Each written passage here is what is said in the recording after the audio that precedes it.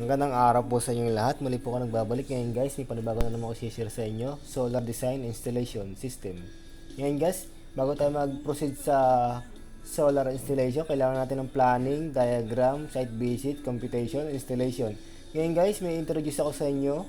Solar Design. Ngayon guys, solar panel, charge controller, battery bank, inverter. Ngayon guys, ang trabaho nito si solar panel. Si solar panel magbabato ng charge kay charge controller. Si charge controller magbabato ng charge kay battery. Si battery bank magbabato ng charge kay inverter.